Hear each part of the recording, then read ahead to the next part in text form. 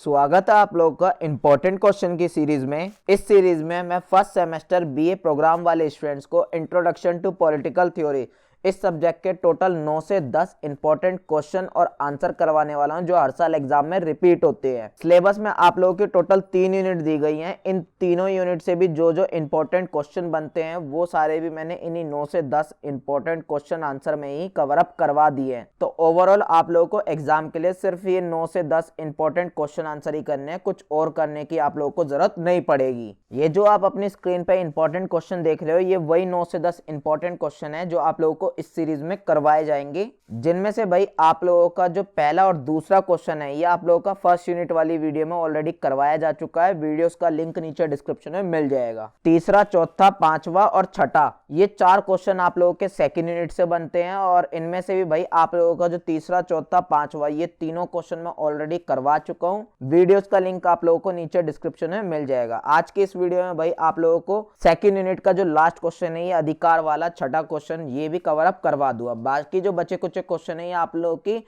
Next unit में जो है कवर अप करवा दिए जाएंगे। बात करते हैं भाई अपनी यूनिट की। यूनिट नंबर है हमारा 2, स्वतंत्रता, समानता, न्याय और अधिकार की अवधारणाएं। एग्जाम में भाई इस यूनिट से टोटल 4 क्वेश्चन ही बनते हैं जो हर साल घुमा के पूछ ले जाते हैं। सबसे पहला क्वेश्चन भाई स्वतंत्रता के ऊपर बनता है, दूसरा समानता के ऊपर, तीसरा न्याय के ऊपर और चौथा अधिकार के ऊपर। ये 3 मैं ऑलरेडी करवा चुका हूं। आज हम अधिकार के बारे में बात करेंगे। तो आप देख सकते हो अपनी स्क्रीन पे अधिकार से रिलेटेड भाई एग्जाम में कितनी बार जो है घुमा फिरा के क्वेश्चन जो है पूछ लिया जाता है। सिंपली आप लोगों से ये पूछा जाता है कि भाई अधिकार का सबसे पहले तो अर्थ बताओ, उसकी कुछ परिभाषाएं वगैरह दो, और जो मेन चीज आप लोगों से पूछी जाती है वो पूछी जाती है भाई अधिकार की 3 पीढ़ियों के बारे में। इसके साथ साथ भाई कभी कभी जो है आप लोगों से अधिकार के आयाम पूछ लेते हैं। आयाम बोल देगा या प्रकार बोल देगा तो आप लोगों को कंफ्यूज नहीं होना। और कभी कभी भाई जो अधिकार के सिद्धांत वगैरह होते हैं वो भी आप लोगों को एक्सप्लेन करने के लिए जो है बोल दिया जाता है पेपरों में। तो भाई घबराने वाली कोई भी बात नहीं है। यहाँ पे मैं आप लोगों को आंसर इतने अच्छे से समझा दूंगा कि क्वेश्चन भाई कैसे भी आप लोगों से घुमा फिरा के पूछ ले,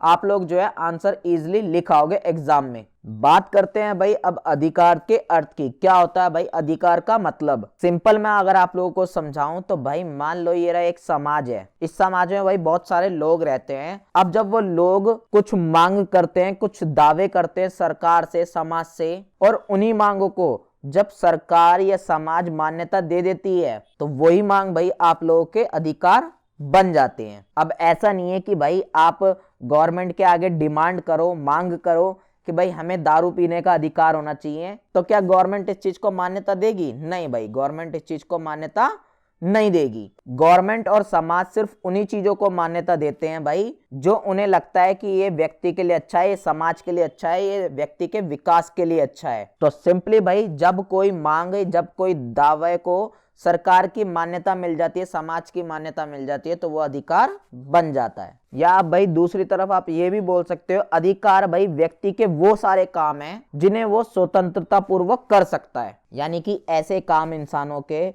जिन्हें वो भाई बिना रोक टोक के, बिना किसी की हस्तक्षेप के कर सकता है, बिल्कुल स्वतंत्र होकर कर सकता है, उन सारे कामों को ही अधिकार बोला जाता है। आई होप आप लोगों को अधिकार का मतलब समझ में आ गया होगा। बाकी ये कुछ और बातें जो हैं अपने आप से आप पढ़ लीजिएगा। नोट्स जो है आप लोगों को हमारी वेबसाइट पे मिल जाएंगे।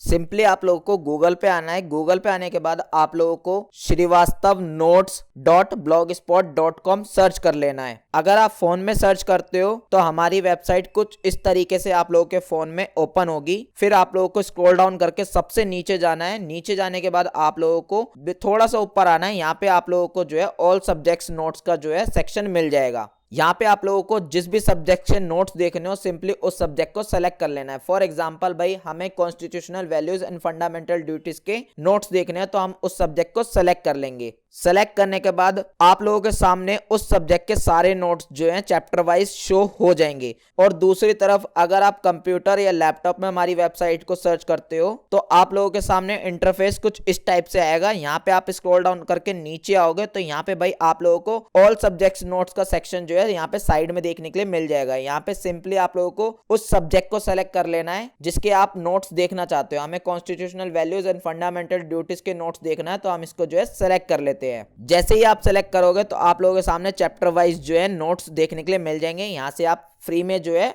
पढ़ सकते हो सारे सब्जेक्ट्स के नोट्स। बात करते हैं भाई आप उस अधिकार की परिभाषाओं की। एग्जाम के पॉइंट ऑफ व्यू से भाई आप लोगों को 3 परिभाषाएं याद रखनी है। अगर आप 3 परिभाषाएं लिख आते हो एग्जाम में तो आप लोगों का आंसर जो है थोड़ा अच्छा बन जाएगा, कैची बन जाएगा। तो समझते हैं भाई स्टेप बाय स्टेप। पहले है भाई होप्स। तो होप्स क्या कहते हैं? होप्स कहते हैं कि भाई जो शक्ति व्यक्तियों की इच्छाओं को पूरा करती है उसी शक्ति को हम क्या कहते हैं? अधिकार कहते हैं। यानी कि सिंपली होप्स ये कह रहे हैं कि भाई अधिकार क्या है? एक शक्ति का नाम है, और उस शक्ति से क्या होता है? मनुष्यों की इच्छाएं पूरी होती हैं। अब इच्छा ये नहीं है कि भाई आपकी कोई भी इच्छा होगी वो पूरी हो जाएगी, नहीं, सिर्फ वही इच्छा पूरी होंगी जिन्हें राज्य सही मानता है, जिन्हें समाज सही मानता है। आगे है भाई अब आप लोगों के हेरोल्ड जे लॉस्की, ये बहुत अच्छी डेफिनेशन देते हैं भाई। ये कहते हैं कि अधिकार जो है ना समाज की एक परिस्थिति है जिसके बगैर जो है इंसान व्यक्ति अपना विकास नहीं कर सकता। यानी कि सिंपली बोल रहे हैं कि एक समाज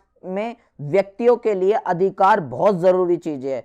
अगर अधिकार नहीं होंगे समाज में व्यक्तियों को, तो भाई ना ही उस समाज का विकास हो पाएगा और ना ही उस समाज के व्यक्तियों का विकास हो पाएगा। आगे हैं भाई हमारे बेंथम। बेंथम क्या कहते हैं? ये सिंपली आप लोगों को डेफिनेशन देते हैं कि अधिकार वह दावे हैं, वह मांगे हैं जिन्हें भाई राज्य जो है मान्यता दे देती है। और ये चीज मैं आप लोगों को ऑलरेडी ऊपर समझा चुका हूं। आगे हैं भाई हमारे बेन और पीटर्स। ये कहते हैं कि भाई अधिकार की जो स्थापना है, अधिकार की जो शुरुआत है ना, मान लो कोई अधिकार बनाया जा रहा है तो उसकी शुरुआत नियम से होती है भाई। नियम मतलब कि भाई कानून आप बोल सकते हो। तो सिंपली भाई बेन और पीटर्स यही कहना चाह रहे हैं कि जब कोई कानून बनाया जाता है तो समझ लो एक नया अधिकार भी आप लोगों के लिए जोड़ दिया गया। आगे है भाई आप लोगों के बारकर, अर्नेस्ट बारकर। ये कहते हैं कि भाई अधिकार न्याय की उस सामाजिक व्यवस्था का परिणाम है जिस पर राज्य और उसके कानून आधारित होते हैं। सिंपली भाई ये कहना चाहते हैं जो अधिकार होता है ना वो राज्य और कानूनों के आधारित होता है।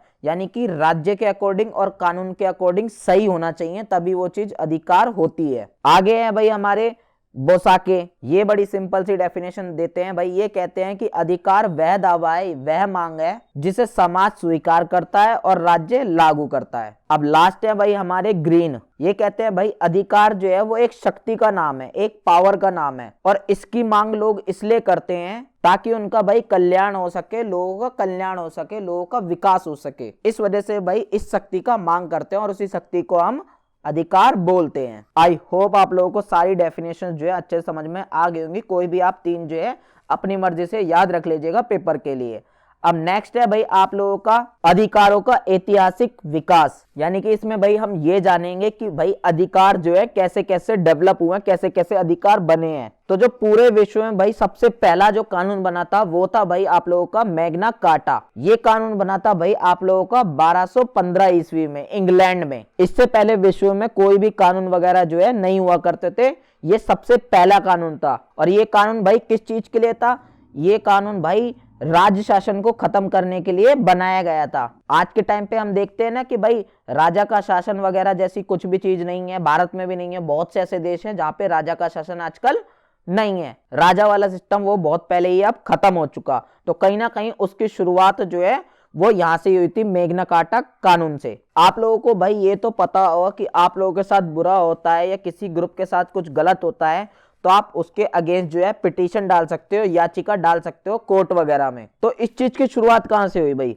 इस कानून की शुरुआत हुई भाई आप लोगों की इंग्लैंड से, क्योंकि इंग्लैंड में भाई सबसे पहले जो है याचिका कानून बना था 1628 में। और इसके बाद से भाई आप देखोगे दुनिया भर के जो संविधान है उनमें भाई ये कानून जो है आप लोगों को मिल जाएगा। जैसा कि आप भारत के संविधान में भी देखोगे तो वहां पे आप लोगों को ये कानून देखने के लिए मिल जाएगा। तभी तो आप भाई पिटीशन वगैरह डाल पाते हो, याचिका वगैरह डाल सकते हो कोर्ट वगैरह में। अब आप लोगों को भाई ये भी पता होगा कि स्वतंत्रता एक कानून है भाई हमारा, और विश्व में भाई सभी देशों के संविधान में आप लोगों को ये कानून देखने के लिए मिल जाएगा, स्वतंत्रता का कानून, कि उस देश के लोग स्वतंत्र रह सकते हैं उस समाज के लोग स्वतंत्र रह सकते हैं, उनके ऊपर कोई भी देश जो है दबाव नहीं बना सकता, उनको कोई भी गुलाम नहीं बना सकता, बनाता है तो ये चीज इलीगल है। तो इस चीज की भाई कहीं ना कहीं शुरुआत कहां से हुई? इस स्वतंत्रता कानून की शुरुआत भाई आप लोगों के 4 जुलाई 1976 में हुई थी भाई, जब अमेरिका आजाद हुआ था। इससे पहले भाई अमेरिका जो है वो इंग्लैंड का गुलाम हुआ करता था, जैसे कि भाई भारत ब्रिटेन का गुलाम था, इस तरीके से इंग्लैंड का गुलाम अमेरिका था। लेकिन 4 जुलाई 1976 में जाके अमेरिका जो है आजाद हो गया और उन्होंने स्वतंत्रता की घोषणा कर दी, और तब से ही भाई स्वतंत्रता का कानून जो है वो विश्व भर में बहुत ज्यादा प्रचलित हुआ। इसके बाद से ही भाई बहुत सारे देश जो है धीरे धीरे आजाद हुए, उन्होंने आजाद होने के लिए मांगे की। फिर आगे चलकर भाई फ्रांसीसी क्रांति हुई। फ्रांसीसी क्रांति में भाई क्या हुआ? समानता का अधिकार आ गया, स्वतंत्रता का अधिकार आ गया, बंधुत्व का अधिकार आ गया। इससे पहले भाई स्वतंत्रता का अधिकार आप लोगों ने अमेरिका वाले में तो देख लिया, पर समानता और बंधुत्व जैसा अधिकार जो है वो नहीं हुआ करते थे इससे पहले। लेकिन जब फ्रांसीसी क्रांति हुई भाई, फ्रांसीसी क्रांति में समानता का अधिकार भी आ गया, स्वतंत्रता का अधिकार भी आ गया और बंधुत्व का अधिकार भी आ गया। इसके बाद से भाई पूरे विश्व भर में समानता, स्वतंत्रता और बंधुत्व के अधिकार जो हैं वो प्रचलित हो गए, और धीरे धीरे जो है देश के सारे संविधानों में आप लोगों को ये कानून देखने के लिए मिल जाएंगे आज के टाइम पे। इसी टाइप से भाई आप लोगों का 10 दिसंबर 1948 में भाई मानवाधिकार कानून जो है उसकी सार्वभौमिक घोषणा की गई। जो भाई मानव के बहुत से अधिकार हैं वो बहुत से देशों में तो भाई माने जाते थे, लेकिन बहुत से देशों में नहीं माने जाते थे। तो ऐसे में क्या हुआ भाई, यूएनओ का आप लोगों ने नाम सुना होगा, यूएनओ राष्ट्रीय संघ, आप इसे भाई पूरे विश्व का सुप्रीम कोर्ट कह सकते हो। तो इसने भाई एक कानून बना दिया पूरे विश्व के लेवल पे। वो कानून क्या बनाया इन्होंने कि भाई मानव अधिकार की जो है रक्षा की जाएगी पूरे विश्व भर में, और अगर कोई देश, अगर कोई इंसान इस चीज के खिलाफ होता है तो उसके अगेंस्ट एक्शन लिया जाएगा। और ये घोषणा कब की गई भाई? 10 दिसंबर 1948 को। तो भाई आप लोगों को ये सारी घटनाएं समझ में आ गई होंगी, और कैसे कैसे कानूनों का विकास हुआ है ये भी आप लोगों को समझ में आ गया होगा। इन सारी घटनाओं के बाद जो है धीरे धीरे कानून जो है विकसित होते चले गए। अब हम जानते हैं भाई अधिकार की 3 पीढ़ियों के बारे में। ये चीज मैंने आप लोगों को ऊपर ही बताई थी कि भाई क्वेश्चन में आप लोगों से पूछता है कि अधिकार की 3 पीढ़ियों के बारे में बताओ, तो आप लोगों को तो पहले ये जो विकास के बारे में मैंने आप लोगों को एक्सप्लेन करना है, पहले ये करना, और फिर उसी में आप लोगों को ये अधिकार की 3 पीढ़ियां जो है ऐड करनी है। इसमें बेसिकली सिंपली ये बताया गया है आप लोगों को कि अधिकार की किस पीढ़ियों में कौन से कानून का डेवलपमेंट हुआ है। तो समझते हैं भाई स्टेप बाय स्टेप। जो पहली पीढ़ी है अधिकार की वो है भाई आप लोगों की 18वीं सदी की, यानी कि भाई 1700 से 1800 का जो टाइम है, इस टाइम को हम 18वीं सदी बोलते हैं। तो इस टाइम में भाई क्या हुआ था, मानवता से जुड़े हुए अधिकारों की बहुत ज्यादा डिमांड उठी थी इस टाइम पे। इस टाइम पे भाई बेसिकली था क्या, इस टाइम पे भाई ज्यादातर जो है दुनिया के देश गुलाम थे, और इसी टाइम में ही 1776 में भाई आप लोगों का अमेरिका आजाद हो गया। जैसे ही अमेरिका आजाद हुआ इंग्लैंड की चंगुल से, फिर भाई बाकी देशों में भी जो है डिमांड उठने लगी अपने अधिकारों को लेकर जो उनकी मानवता से जुड़े हुए थे। तो इस टाइम पे भाई बहुत सारे अधिकारों का जो है डेवलपमेंट हुआ, बहुत सारे अधिकार जो है निकल के आए, जैसे कि भाई जीवन जीने का अधिकार ये निकल के आया उस टाइम पे, स्वतंत्रता का अधिकार निकल के आया, सुरक्षा का अधिकार निकल के आया, नागरिक अधिकार निकल के आया, राजनीतिक अधिकार निकल के आया, कानूनी अधिकार निकल के आए, और समझौता करने और समझौता लागू करने के अधिकार। इन सारे अधिकारों की जो है इस टाइम पे बहुत ज्यादा डिमांड उठी, और इस टाइम पे ही इन अधिकारों की शुरुआत हुई। बात करते हैं भाई अब दूसरी पीढ़ी की। दूसरी पीढ़ी जो है आप लोगों की वो 19वीं सदी, यानी कि आप लोगों का 1800 से 1900 का जो टाइम है इसको बोलते हैं भाई हम 19वीं सदी। तो इस टाइम पे भाई क्या हुआ था, देश जो है वो बहुत से आजाद होने लग गए थे, और पूरे विश्व में भाई औद्योगिक क्रांति आ गई थी, यानी कि पूरे विश्व में जो है साइंस टेक्नोलॉजी वगैरह का जो है विकास होने लग गया था इस टाइम पे। तो इन्हीं सब रीजंस की वजह से भाई लोगों ने जो है समृद्धि संबंधी और आर्थिक कल्याण से संबंधित जो अधिकार थे उन सबके डिमांड करना शुरू करी। इसके साथ साथ भाई वोटिंग के अधिकार की डिमांड करना शुरू करी, शिक्षा का अधिकार की डिमांड करनी शुरू करी लोगों ने, और व्यवसायिक स्वतंत्रता की डिमांड करनी शुरू करी, क्योंकि भाई जब उन्हें काम धंधा करने की स्वतंत्रता नहीं होगी तो वो अपना विकास कैसे कर पाएंगे, वो अपनी तरक्की कैसे कर पाएंगे। तो इस टाइम पे भाई बहुत ज्यादा जो है इन सारे अधिकारों की डिमांड उठी, और इन सारे अधिकार की शुरुआत भी इसी टाइम पे हुई है दूसरी पीढ़ी में। तो बात करते हैं भाई तीसरी पीढ़ी की। तीसरी पीढ़ी की जो टाइम है वो है भाई आप लोगों का 20वीं शताब्दी, मतलब कि भाई आप लोगों का 1900 से 2000 का टाइम पीरियड। और इस टाइम में भाई आप लोगों को पता ही है इस टाइम में सारे देश जो है ऑलमोस्ट आजाद हो चुके थे, और भारत भी भाई इसी टाइम पे आजाद हुआ, और भारत के आसपास के बहुत सारे देश जो है इस टाइम तक आजाद हो चुके थे। और जब वो आजाद हुए तो भाई इसी टाइम में आप लोगों का ग्लोबलाइजेशन हो गया, यानी कि एक देश दूसरे देशों के साथ जो है बहुत ज्यादा व्यापार करने लगा और बहुत ज्यादा जो है एक देश की कंपनी दूसरे देशों में जो है आ जाने लग गई और एक देश की संस्कृति दूसरे देश में मिलने जुलने लग गई। तभी तो भाई आप भारत में देखोगे आज के टाइम पे भाई बर्गर, टिक्की, मोमोज वगैरह आप खाते हो, ये सारी चीजें कहाँ की हैं? ये विदेश की हैं। भारत में ये सब चीजें थोड़ी थी।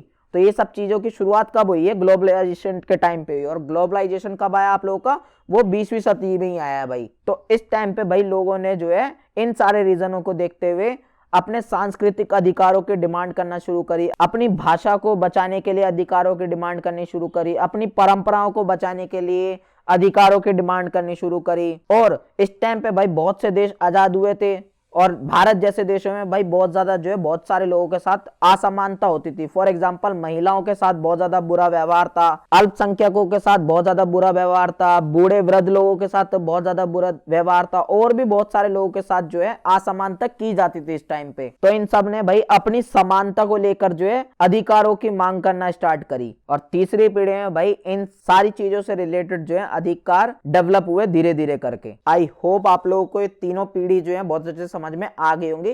ज्यादा कुछ नहीं था, बस किस पीढ़ी में कौन से अधिकारों का विकास हुआ ये याद रखना, रीजन क्या है बस ये याद रखना और इन्हें बस थोड़ा सा एक्सप्लेन करके लिख दीजिएगा, इतना इनफ है। बाकी आप लोग को जो है ये विकास वाला जो है ये सारे पॉइंट्स ऐड करनी है, सारी घटनाएं जो है ऐड करनी है, तब जाके आप लोगों का आंसर कंप्लीट माना जाएगा। अब जो नेक्स्ट टॉपिक है आप लोगों से जो एग्जाम में पूछ लिया जाता है भाई वो है भाई आप लोगों का अधिकारों का वर्गीकरण या अधिकारों का आप प्रकार बोल सकते हो। तो सिंपली भाई इसमें यही बताया गया है कि अधिकार जो है वो कितने टाइप के होते हैं।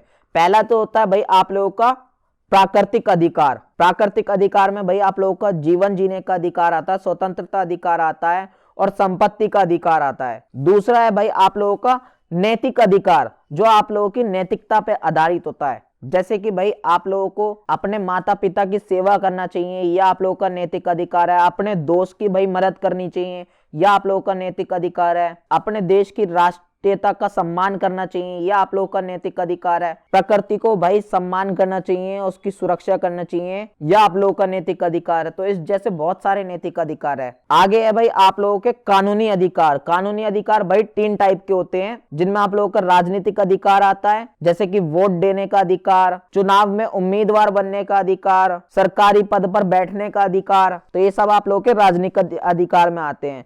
दूसरा है भाई आप लोगों का नागरिक अधिकार। नागरिक अधिकार में भाई आप लोगों के खुद से पर्सनल जो आप लोगों के अधिकार आते हैं, फॉर एग्जांपल जीवन का, संपत्ति का और स्वतंत्रता का अधिकार, ये आप लोगों के कहीं ना कहीं नागरिक अधिकार भी हैं। या अपनी पर्सनल लाइफ के डिसीजन वगैरह लेने का अधिकार, तो ये सब आप लोगों के नागरिक अधिकार है। इसी टाइप से भाई आप लोगों का एक आर्थिक अधिकार है, मतलब कि आप कोई भी रोजगार वगैरह कर सकते हो, यह आप लोगों का अधिकार है। आप लोगों को भाई सही काम के लिए सही पैसा मिलना चाहिए, यह आप लोगों का अधिकार है। और ज्यादा काम करवाएगा अगर आपसे कोई तो उसके ज्यादा पैसे उसको देने पड़ेंगे ओवर टाइम के, तो ये आप लोगों का एक अधिकार है। तो ये सब आप लोगों के आर्थिक अधिकार में आते हैं। बेसिकली ये सारे कानूनी अधिकार थे जो आप लोगों को संविधान देता है, कानून देता है, और इनको भाई आप 3 कैटेगरी में जो है आप लोगों को पढ़ाया गया है डिवाइड करके। अब जो चौथा टाइप है भाई वो है आप लोगों का मौलिक अधिकार। बेसिकली भाई आप लोगों के जो है अधिकार 4 टाइप के बताए हैं मैंने। पहला जो है वो बताया मैंने आप लोगों को प्राकृतिक अधिकार, दूसरा मैंने आप लोगों को बताया भाई नैतिक अधिकार, तीसरा बताया भाई कानूनी अधिकार। कानूनी अधिकार को भी इन लोगों ने 3 टाइप से डिवाइड करा है यहाँ पे। और जो चौथा अधिकार है वो आप लोगों का मौलिक अधिकार, जो सबसे ज्यादा इंपॉर्टेंट अधिकार है। मौलिक अधिकार ये भी भाई हमें संविधान जो है प्रोवाइड कराता है, संविधान देता है हमें। और ये ऐसे अधिकार है भाई जिनके अगेंस्ट अगर कोई जाता है तो हम डायरेक्ट जो है सुप्रीम कोर्ट में जा सकते हैं। तो मौलिक अधिकार तो भाई आप लोगों को पता ही होंगे, जैसे आप लोगों को समानता का अधिकार है, ये मौलिक अधिकार है। स्वतंत्रता का अधिकार, ये भी आप लोगों का एक मौलिक अधिकार है। और शोषण के खिलाफ अधिकार, ये भी आप लोगों का एक मौलिक अधिकार है। इसमें बेसिकली अगर आप लोगों को कोई शोषण करता है तो आप इसके अगेंस्ट में कार्रवाई करवा सकते हो। फॉर एग्जांपल आप लोगों से कोई बाल मजदूरी करवाता है या कोई मानव व्यापार कर रहा है, यानी कि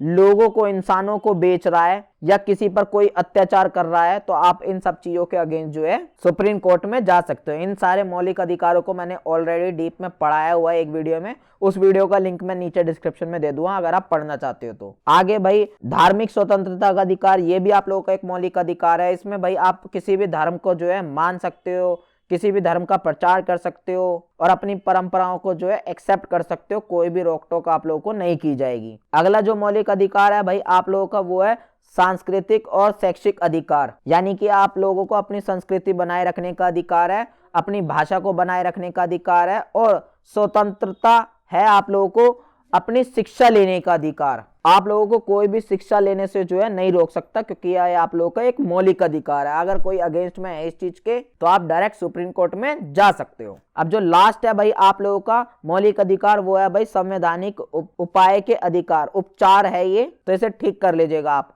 तो संवैधानिक उपचार का अधिकार, ये अधिकार जो है मौलिक अधिकार, ये सबसे ज्यादा इंपॉर्टेंट है, क्योंकि इसी अधिकार के तहत भाई अगर आप लोगों का मौलिक अधिकार का कोई उल्लंघन करता तभी आप जो है सुप्रीम कोर्ट में जा सकते हो। अगर ये अधिकार नहीं होता तो भाई आप सुप्रीम कोर्ट में नहीं जा पाते। आई होप आप लोगों को ये सारे अधिकार जो है समझ में आ गए होंगे। इन्हें खुद से एक बार पढ़ लीजिएगा डीप में। सब कुछ मैंने नोट्स जो है आप लोगों को वेबसाइट में दे दिए फ्री में। सिंपली आप लोगों को गूगल पे आना है। गूगल पे आने के बाद आप लोगों को srivastavnotes.blogspot.com सर्च कर लेना है। अगर आप फोन में सर्च करते हो तो हमारी वेबसाइट कुछ इस तरीके से आप लोगों के फोन में ओपन होगी। फिर आप लोगों को स्क्रॉल डाउन करके सबसे नीचे जाना है। नीचे जाने के बाद आप लोगों को थोड़ा सा ऊपर आना है। यहाँ पे आप लोगों को जो है ऑल सब्जेक्ट्स नोट्स का जो है सेक्शन मिल जाएगा। यहाँ पे आप लोगों को जिस भी सब्जेक्ट से नोट्स देखने हो सिंपली उस सब्जेक्ट को सेलेक्ट कर लेना है। फॉर एग्जांपल भाई हमें constitutional values and fundamental duties के नोट्स देखने हैं तो हम उस सब्जेक्ट को सेलेक्ट कर लेंगे। सेलेक्ट करने के बाद आप लोगों के सामने उस सब्जेक्ट के सारे नोट्स जो हैं चैप्टर वाइज शो हो जाएंगे। और दूसरी तरफ अगर आप कंप्यूटर या लैपटॉप में हमारी वेबसाइट को सर्च करते हो तो आप लोगों के सामने इंटरफेस कुछ इस टाइप से आएगा। यहाँ पे आप स्क्रॉल डाउन करके नीचे आओगे तो यहाँ पे भाई आप लोगों को ऑल सब्जेक्ट्स नोट्स का सेक्शन जो है यहाँ पे साइड में देखने के लिए मिल जाएगा। यहाँ पे सिंपली आप लोगों को उस सब्जेक्ट को सेलेक्ट कर लेना है जिसके आप नोट्स देखना चाहते हो। हमें constitutional values and fundamental duties के नोट्स देखना है तो हम इसको जो है सेलेक्ट कर लेते हैं। जैसे ही आप सेलेक्ट करोगे तो आप लोगों के सामने चैप्टर वाइज जो है नोट्स देखने के लिए मिल जाएंगे। यहाँ से आप फ्री में जो है पढ़ सकते हो सारे सब्जेक्ट्स के नोट्स। बात करते हैं भाई अपने नेक्स्ट टॉपिक की। नेक्स्ट जो टॉपिक है आप लोगों का वो है अधिकार की प्रकृति एवं विशेषताएं। इस टॉपिक को भी भाई आप जो है एडिशनल टॉपिक के तौर पे यूज कर सकते हो। आप लोग अपना आंसर अच्छा बनाना चाहते हो, आंसर को थोड़ा बड़ा लिखना चाहते हो या कुछ चीज भूल गए तो आप इस चीज को ऐड कर सकते हो। क्योंकि पेपर में भाई आप लोगों से ये चीज नहीं पूछी जाती डायरेक्टली। मेनली आप लोगों से पेपर में भाई विकास के बारे में पूछते हैं, अर्थ के बारे में पूछते हैं, परिभाषाओं के बारे में पूछते हैं और जो सिद्धांत अभी मैं आप लोगों को आगे पढ़ाऊंगा उसके बारे में पूछते हैं। तो ये सब चीजें आप लोगों को एडिशनल टॉपिक के तौर पे आप यूज कर सकते हो। अगर आप लोगों को आंसर छोटा लग रहा है अपना या कुछ चीज भूल रहे हो तब आप इन चीजों को ऐड कर सकते हो। ये टॉपिक भी भाई आप खुद से पढ़ लीजिएगा, बहुत ईजी लैंग्वेज में लिख रखा है, पॉइंट वाइज आप लोगों को बहुत अच्छे से समझ में आ जाएगा। नोट्स आप लोगों को हमारी वेबसाइट पर मिल जाएगा, गूगल आप सर्च कर लीजिएगा। अगला जो टॉपिक है आप लोगों का अधिकारों की सुरक्षा के लिए उपाय, यानी कि आप ऐसे कौन से सुझाव दे सकते हो, ऐसे कौन से उपाय बता सकते हो जिनसे अधिकारों की जो है रक्षा की जा सके। तो वो सारे उपाय भी भाई मैंने आप लोगों को यहाँ पे पॉइंट वाइज अच्छे से एक्सप्लेन करे हैं। इन्हें भी आप खुद से जो है पढ़ लीजिएगा। ये भी एक एडिशनल टॉपिक के तौर पे आप यूज कर सकते हो। एग्जाम में आप लोगों से ये भी कभी डायरेक्टली जो है नहीं पूछा जाता। मेन चीज जो आप लोगों से पूछी जाती है वो है भाई आप लोगों का प्राकृतिक अधिकारों का सिद्धांत। ये मोस्ट इंपॉर्टेंट है भाई। तो अब समझते हैं भाई प्राकृतिक अधिकारों का सिद्धांत। आप लोगों को भाई ये तो पता ही है कि जीवन का अधिकार, स्वतंत्रता का अधिकार, संपत्ति का अधिकार, ये तीनों आप लोगों के प्राकृतिक अधिकार है। अब ये चीज भाई किसने बताया आपको, कहां से आई ये चीज कि ये भाई ये तीनों प्राकृतिक अधिकार है? ये चीज कहां से आई? ये चीज भाई आप लोगों के हॉब्स और जॉन लॉक के विचारों से आई। इन दोनों ने क्या करा भाई, इन दोनों ने लिखी बुक। उस बुक में इन्होंने अच्छे से एक्सप्लेन करा, रीजन दिए कि भाई ये तीनों जो है हमारे प्राकृतिक अधिकार है। तब जाके जो है पूरे विश्व में सभी ने ये एक्सेप्ट करा, ये मान लिया कि भाई हाँ ये तीनों प्राकृतिक अधिकार है। इससे पहले कोई भी जो है इन तीनों को प्राकृतिक अधिकार नहीं मानता था। और ये जो भाई जॉन लॉक और होब्स ने अपनी बुकों में बातें बताई हैं, विचार दिए हैं, इन्हीं विचारों को, इन्हीं बातों को ही प्राकृतिक अधिकारों का सिद्धांत कहा जाता है। तो वो सारी बातें अभी समझते हैं स्टेप बाय स्टेप। उससे पहले एक चीज और समझो भाई, जो प्राकृतिक अधिकार का ये सिद्धांत है ना, इसके जो मेन इंसान माने जाते हैं वो है भाई जॉन लोक। जबकि इस चीज की शुरुआत किसने करी थी? होब्स ने करी थी। यानी कि सबसे पहले तो होब्स ने बताया था कि भाई जीवन का अधिकार, स्वतंत्रता का अधिकार और संपत्ति का अधिकार जो है ये प्राकृतिक अधिकार है। ये सबसे पहले होब्स ने बताया था अपनी बुक में। लेकिन फिर भी सबसे ज्यादा इंपॉर्टेंट जो है किसे माना जाता है? जॉन लोक को। अब आप बोलोगे ऐसा क्यों? तो इसके पीछे भाई एक स्टोरी है, वो मैं आप लोगों को समझाता हूं, और यही पूरा आप लोगों का सिद्धांत है जो मैं आप लोगों को स्टोरी बताने वाला हूं। बेसिकली भाई इन दोनों ने अपनी बुक में यही बताया कि इंसान जो है ना पहले प्राकृतिक अवस्था में रहा करता था। प्राकृतिक अवस्था यानी कि वो आदि मानव वाला टाइम मान लो आप। उस टाइम पे जो है इंसान प्रकृति से पूरी तरीके से जो है जुड़ा हुआ था। उसके सारे काम धंधे जो है प्रकृति से रिलेटेड होते थे और वो प्रकृति के नियमों के अकॉर्डिंग ही चलता था। उस टाइम पे कोई भी राजा वाजा, कोई भी सरकार वगैरह किस भी जो है नहीं हुआ करते थे। अब धीरे धीरे भाई जनसंख्या बढ़ती गई तो फिर भाई लोगों में जो है बुद्धि आती चली गई धीरे धीरे। अब जब बुद्धि आई तो लोगों में भाई ये डर भी आ गया कि कोई लोग आके जो है हमें ना मार जाए, हमारे जो संसाधन है वो छीन ना ले जाए। तो अब ऐसे में भाई लोगों ने क्या करा? लोगों ने राजा वाली संस्था अपनाई, लोगों ने सरकार वाली संस्था अपनाई। यानी कि लोगों ने राज्य बना लिया। अब राज्य भाई आप राजा भी कह सकते हो या सरकार भी कह सकते हो, दोनों एक ही है। तो लोगों ने भाई अपनी सुरक्षा करने के लिए राज्य बना लिया और उसे सारी शक्ति दे दी। अब राज्य का काम क्या है कि वो भाई लोगों की रक्षा करेगा। इस वजह से ही लोगों ने राज्य बनाया है। इस थ्योरी को भाई सोशल कॉन्ट्रैक्ट की थ्योरी भी कहा जाता है, जो होब्स ने दी थी। अब यहां तक तो भाई जॉन लोक और होब्स ने दोनों ने सेम बातें बताई, लेकिन आगे चल के जो है इन दोनों की बातें थोड़ी अलग हो गई। होब्स ने भाई ये बोल दिया अपनी बुक में कि अब जब लोगों ने भाई सरकार को बनाया है, राज्य को बनाया है, राजा को बनाया है, तो अब चाहे राजा या राज्य या सरकार कुछ भी करे, जनता जो है उसका विरोध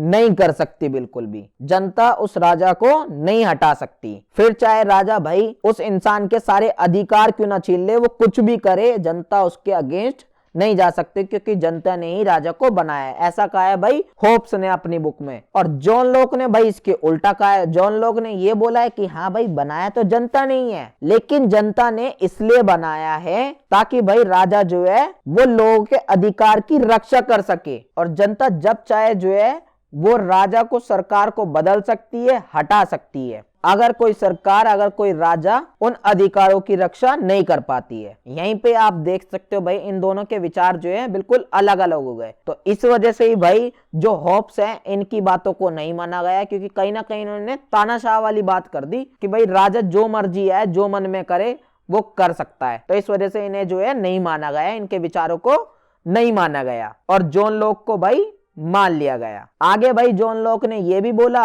कि ये जो भाई आप लोगों को जीवन का अधिकार है, स्वतंत्रता का अधिकार है और संपत्ति का अधिकार है, ये इंसानों को भाई उस टाइम से मिले हैं जब राजा वगैरह कुछ भी समाज में नहीं हुआ करता था। उस टाइम पे भी लोग जो हैं स्वतंत्र थे पूरी तरीके से, प्रकृति में जहां मर्जी जो मर्जी करते थे, स्वतंत्र थे पूरी तरीके से, उन्हें कोई भी जो है रोक टोक नहीं सकता था। और अपनी जीवन की रक्षा वो उस टाइम पे भी करते थे और दूसरे के जीवन को हानि उस टाइम पे भी नहीं पहुंचाया करते थे दूसरे इंसान को।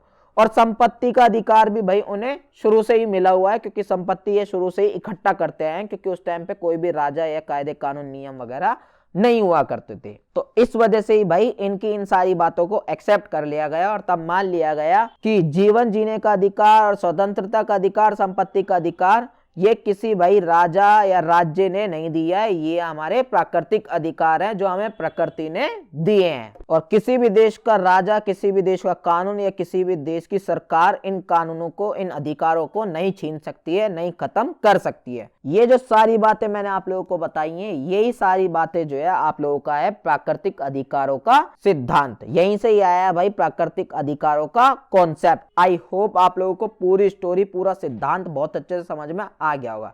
एक बार खुद से पढ़ लीजिएगा, बहुत अच्छे से और अच्छे से समझ में आ जाएगा। बहुत इजी लैंग्वेज में डीप में एक चीज जो है एक्सप्लेन कर रखी है। अब इस सिद्धांत की भाई कुछ आलोचनाएं भी की गई हैं। आलोचना यानी कि कुछ बुराइयां भी निकाली गई हैं जो हर सिद्धांत की निकाली जाती है बेसिकली। तो ये आलोचना है भाई आप लोग जो है एग्जाम में ऐड जरूर कर दीजिएगा। और वीडियो भाई ज्यादा लंबी हो जाएगी, इस वजह से आप जो है इन आलोचनाओं को खुद से पढ़ लीजिएगा। और 2-4 मैंने भाई एडिशनल टॉपिक के तौर पे कुछ प्रभाव भी बता दिए मैंने, तो इन्हें भी आप खुद से पढ़ लीजिएगा।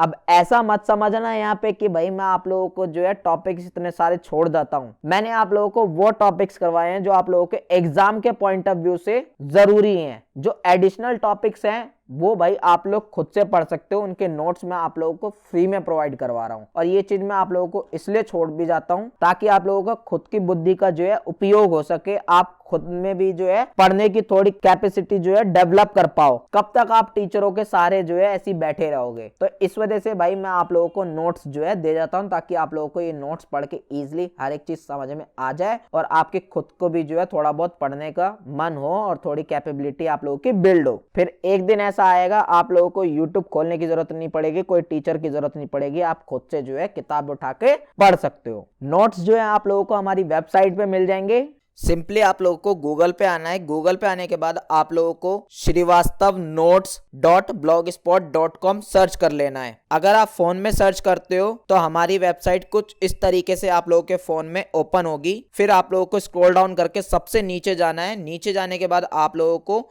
थोड़ा सा ऊपर आना है। यहाँ पे आप लोगों को जो है ऑल सब्जेक्ट्स नोट्स का जो है सेक्शन मिल जाएगा। यहाँ पे आप लोगों को जिस भी सब्जेक्ट से नोट्स देखने हो सिंपली उस सब्जेक्ट को सेलेक्ट कर लेना है। फॉर एग्जांपल भाई हमें constitutional values and fundamental duties के नोट्स देखने हैं तो हम उस सब्जेक्ट को सेलेक्ट कर लेंगे। सेलेक्ट करने के बाद आप लोगों के सामने उस सब्जेक्ट के सारे नोट्स जो हैं चैप्टर वाइज शो हो जाएंगे। और दूसरी तरफ अगर आप कंप्यूटर या लैपटॉप में हमारी वेबसाइट को सर्च करते हो तो आप लोगों के सामने इंटरफेस कुछ इस टाइप से आएगा। यहाँ पे आप स्क्रॉल डाउन करके नीचे आओगे तो यहाँ पे भाई आप लोगों को ऑल सब्जेक्ट्स नोट्स का सेक्शन जो है यहाँ पे साइड में देखने के लिए मिल जाएगा। यहाँ पे सिंपली आप लोगों को उस सब्जेक्ट को सेलेक्ट कर लेना है जिसके आप नोट्स देखना चाहते हो। हमें constitutional values and fundamental duties के नोट्स देखना है तो हम इसको जो है सेलेक्ट कर लेते हैं। जैसे ही आप सेलेक्ट करोगे तो आप लोगों के सामने चैप्टर वाइज जो है नोट्स देखने के लिए मिल जाएंगे। यहाँ से आप फ्री में जो है पढ़ सकते हो सारे सब्जेक्ट्स के नोट्स। बदले में भाई आप लोगों को सिर्फ प्यार चाहिए। चैनल को सब्सक्राइब कर देना, वीडियो को लाइक कर देना और एक प्यारा सा कमेंट छोड़ देना मेरी मोटिवेशन के लिए।